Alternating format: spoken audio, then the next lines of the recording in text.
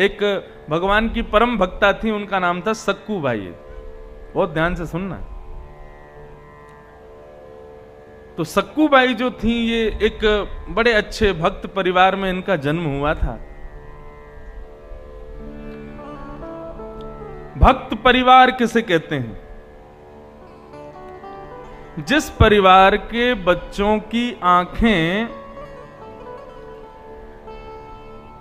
शंखनाद सुनकर के, घंटे घड़ियाल सुनकर के, जिस घर के बच्चे जगते हों, उसको समझो वो भक्त परिवार।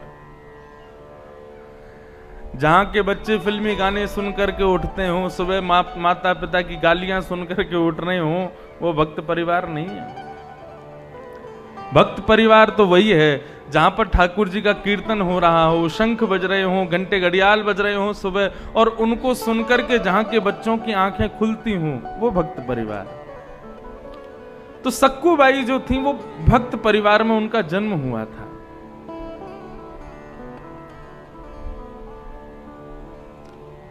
लेकिन बेटी कैसे घर में जाएगी ये कोई नहीं बता सकता।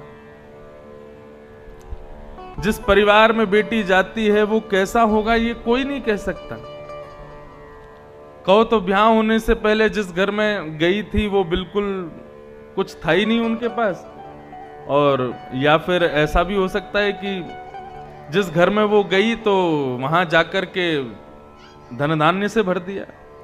थोड़ा बच्चों को शांत रखें माताएं, थोड़ा कथा में आगे वाले बच्चों से ज्यादा डिस्टर्ब होता है, थोड़ा देख लो अगर शांत हो जाएं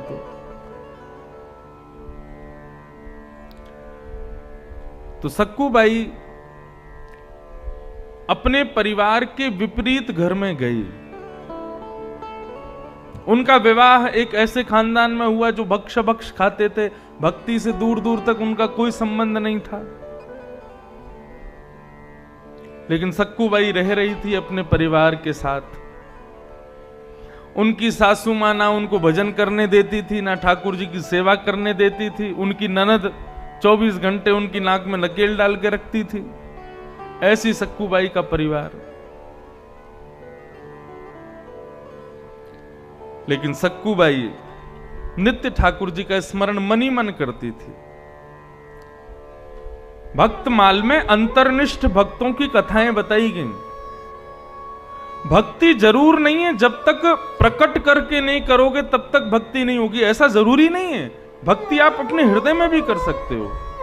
आपके बगल वाले को भी नहीं पता होगा कि आप मन ही मन में भक्ति कर रहे हो, ऐसी भक्ति भी विशेष होती है। इसको अंतर्निष्ठ भक्ति कहते हैं और वो ज्यादा विशेष मानी जाती।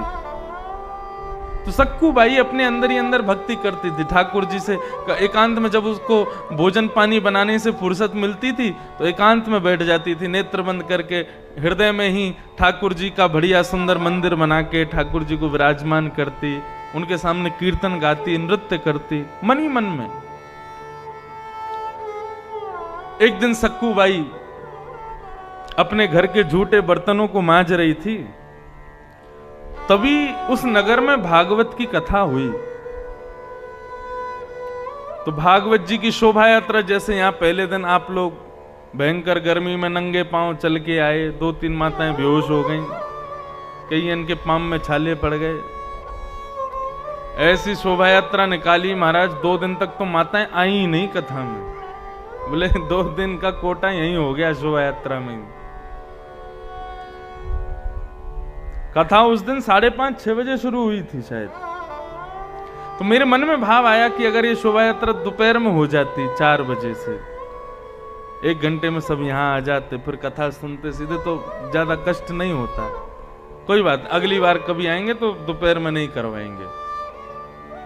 हमें नहीं पता था मध्य प्रदेश के लोग नंगे पांव शोभा यात्रा, वैसे नियम तो यही है, शोभा यात्रा में नंगे पांव जावें, पादुका ना पहने।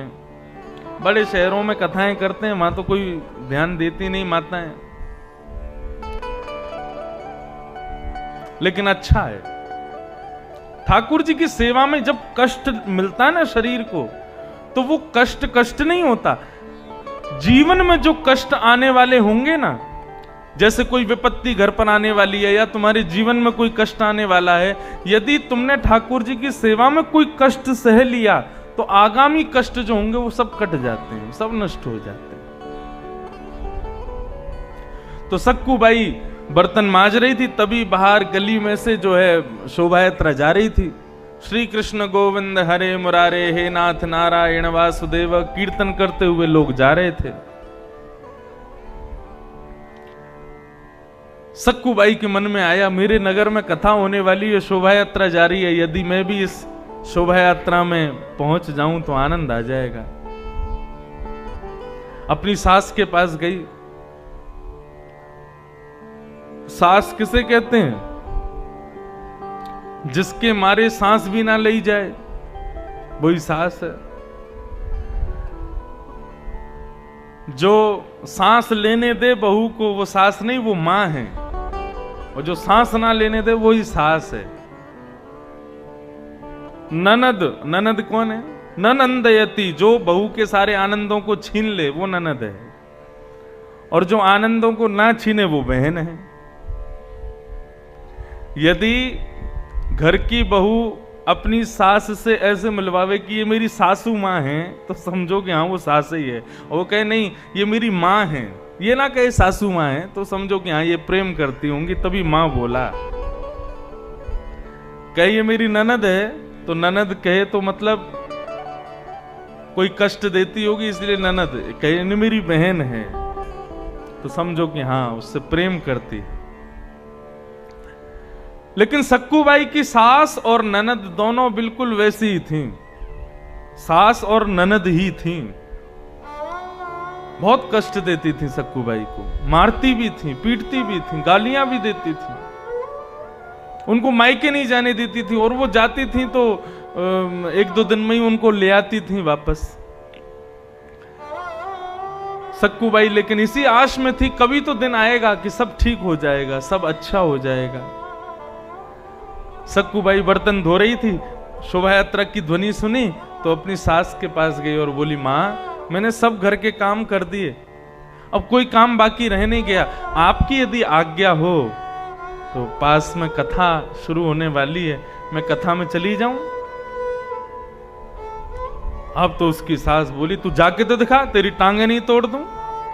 कथा सुनने जाएगी? अरे घर के और भी काम है, ऊपर के मंजिल पे सफाई करनी है, गंदे कपड़े धोने हैं, और ये करना वो करना, दुनिया भर के काम बहाने बता दिए। चुपचाप बैठी रहे, कोई कथा वथा में नहीं जाना है। सक्कू बाई बोली, इतने साल हो गए मैंने कभी कुछ नहीं कहा, एक बार जाने दो ना। सास ने उठाया डंडा, तू अगर जिद करेगी तो अभी देख तेरी धुनाई कर दूंगी मैं, चुपचाप बैठ जा। सक्कू बाई रसोई घर में आ गई और रोने लगी, ठाकुर जी को कोसने लगी, मेरी सास बुरी नहीं है, मेरी ननद बुरी नहीं है, मेरा ससुराल बुरा नहीं, बुरे आप हो।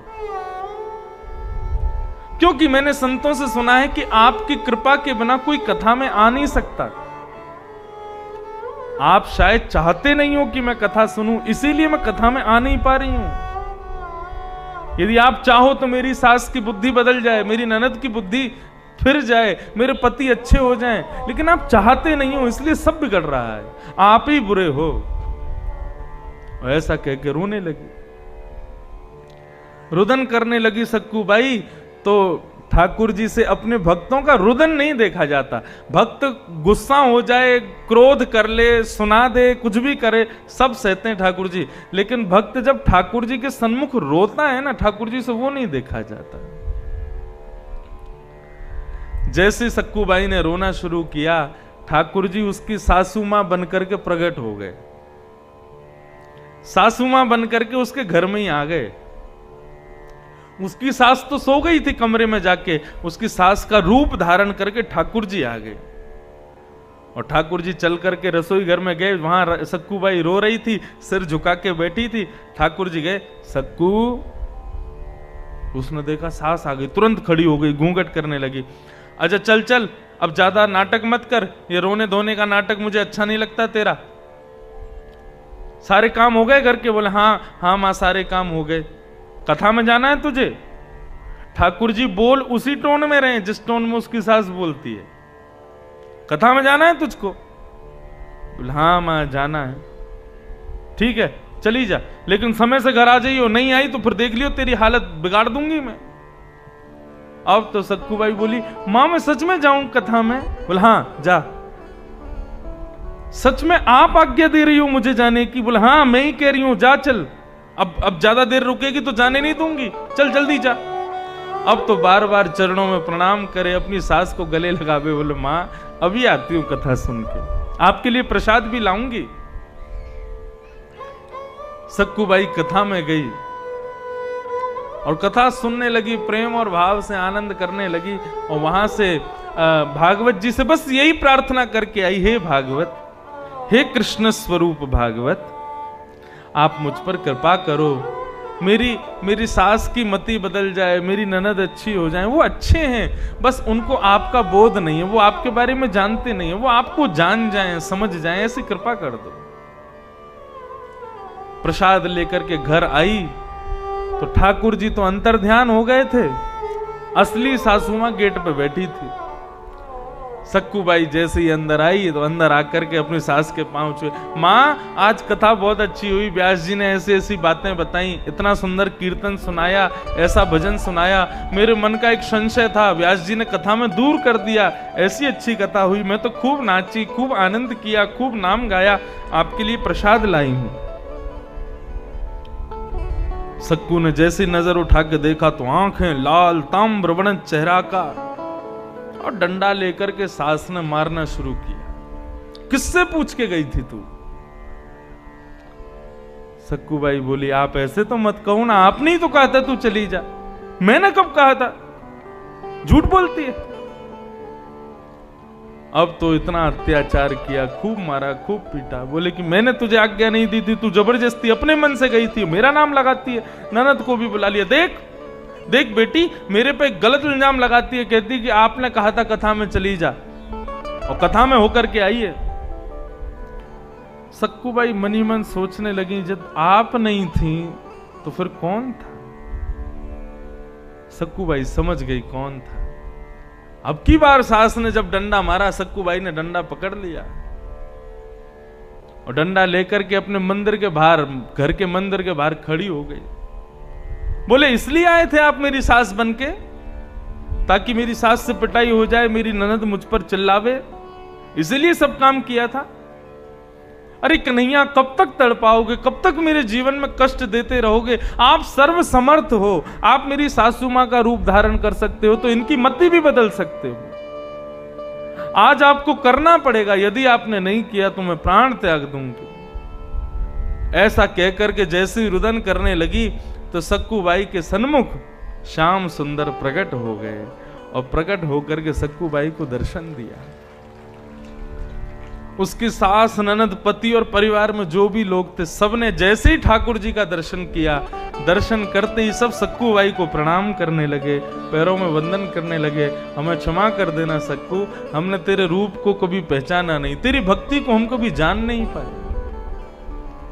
और वैसा दिन आया, भागवत जी का एक दिन श्रवण करने मात्र से सक्कूबाई का संपूर्ण परिवार वैष्णव हो गया और सब ठाकुर जी का भजन कीर्तन करने लगे। कथा सुनने के लिए तो वैष्णव भक्त बहाने ढूंढ लेते हैं, और यदि बहाना ढूंढा ही नहीं तो वो कैसा श्रोता?